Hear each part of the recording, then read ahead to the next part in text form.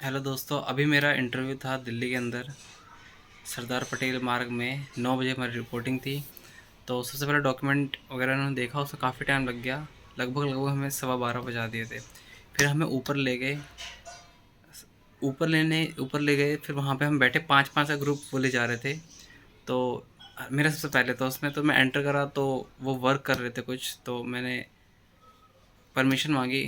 उनमें से एक ने परमिशन दी। फिर मैं गया, मैं बैठा। अब मैं वो काम कर रहे थे तो मैं ग्रीट नहीं कर पाया गुड आफ्टरनून।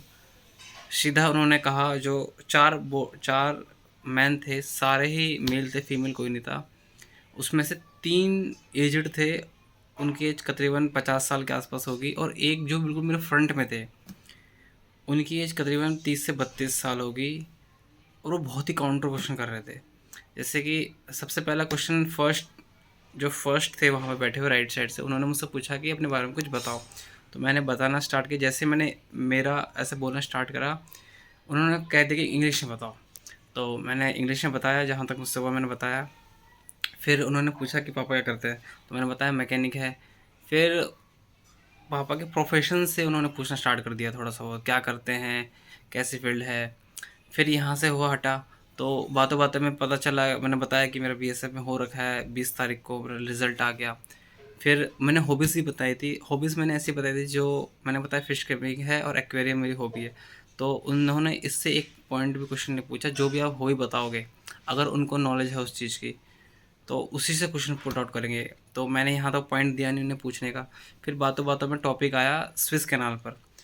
तो अभी जो इंडिया से लेकर जो मुंबई से एक रोड इनिशिएटिव है, जो कि एशिया को यूरोप से कनेक्ट करेगा, तो उस पॉइंट पे मैंने उन्हें बताया। तो उनमें से जो मेरे सामने जस्ट बैठे थे, उन्होंने पूछ लिया कि अच्छा ये बताओ, इस स्विस कैनाल भी तो है, तो फिर यहाँ से क्यों नहीं हम जा रहे, जब है ऑप्शन में। तो ऐसा करके सिचुएशन बेस्ड में क्वेश्चन पूछे उन्होंने। फिर उन्होंने फैक्चुअल क्वेश्चन स्टार्ट कर दिया। उन्होंने पूछ लिया ये कैनल कहाँ जाके एंड होगा।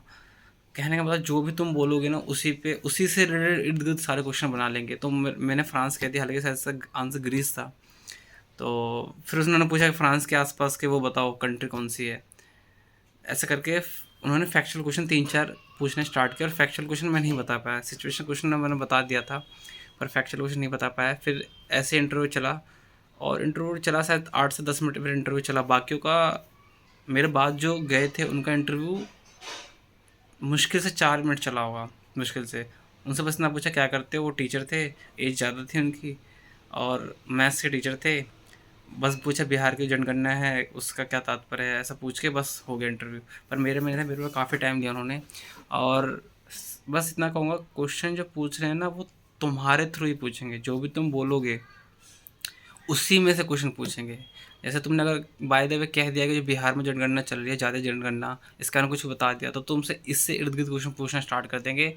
और वो ऐसे ऐसे क्वेश्चन पूछेंगे जो हो सकता है तुम बता भी दो, अगर नॉलेज है तो, वरना नहीं बता। तो जो भी तुम बताओगे उससे रिलेटेड सारी इन्फॉर्मेशन रख के जाना।